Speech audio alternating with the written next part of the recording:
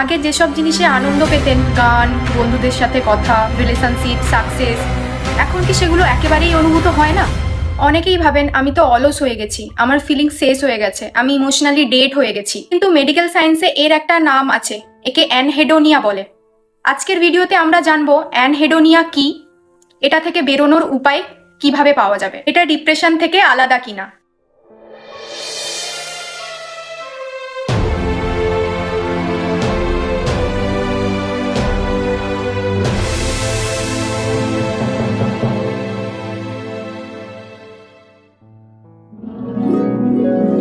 অ্যানহেডোনিয়া শব্দটা এসেছে Greek language থেকে, মানে আনন্দ অনুভব করতে না পারা। এটা শুধু স্যাড থাকা না, এটা হলো এমন একটি অবস্থা যেখানে মানুষ প্লেজার ফিল করতে পারে না। যেমন প্রিয় গান ফিল করতে না পারা, রিলেশনে থেকেও ইমোশন না পাওয়া, বন্ধুদের সাথে থেকেও এমটি লাগা, নিজের অ্যাচিভমেন্ট পেয়েও হ্যাপি না ফিল করা। অনেক সময় মানুষ বাইরে থেকে কমপ্লিটলি নর্মাল লাগে, কিন্তু ভেতর থেকে ইমোশনালি নাম্ব হয়ে যায়। অ্যানহেডোনিয়া শুধু মাইন্ডসেট নয়, এটার সাথে আমাদের ব্রেনের কেমিস্ট্রিরও কিছু রিলেশন আছে। আমাদের ব্রেনে ডোপামিন নামে একটা কেমিক্যাল থাকে, যেটা রিওয়ার্ড, মোটিভেশন আর প্লেজার ফিল করায়। যখন ক্রনিক স্ট্রেস, ট্রমা, অ্যাংজাইটি বা ডিপ্রেশন দীর্ঘদিন ধরে চলতে থাকে, তখন আমাদের ব্রেনের রিওয়ার্ড সিস্টেম অ্যাফেক্টেড হয়। ফলে মানুষ কাজ করে, কথা বলে, হাসেও, কিন্তু ভেতর থেকে হ্যাপি ফিল করতে পারে না। অ্যানহেডোনিয়া দেখা যেতে পারে পোস্ট ট্রমাটিক সিভিয়ার ডিপ্রেশনে, ট্রমাতে, ডিপ্রেশনে, বার্ন আউটে, এক্সেস সোশ্যাল মিডিয়া ডোপামিন ওভারলোডের পরেও, সিজোফ্রেনিয়াতে বা কিছু ক্ষেত্রে নিউরোলজিক্যাল কজেও।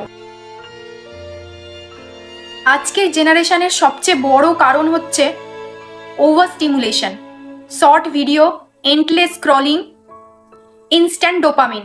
ব্রেন সবসময় অলমোস্ট হাই স্টিমুলেশন পেতে পেতে রিয়েল লাইফের ছোট ছোট হ্যাপিনেসগুলোই আর ফিল করতে পারে না, বা আনন্দ অনুভব করার ক্ষমতা হারিয়ে ফেলে।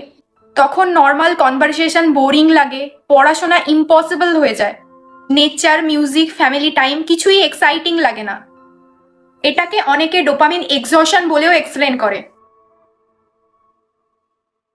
অ্যানহেডোনিয়ার কিছু কমন এক্সাম্পল হলো কিছুতেই এক্সাইটমেন্ট না পাওয়া, মোটিভেশন কমে যাওয়া, ইমোশনালি ডিসকানেক্টেড ফিল করা, সোশ্যাল মিডিয়া অ্যাভয়েড করা, ফিউচার নিয়ে হোপ না থাকা, ইন্টিমেসি বা রিলেশনশিপে ইন্টারেস্ট কমে যাওয়া, নিজের লাইফকে মিনিংলেস মনে করা।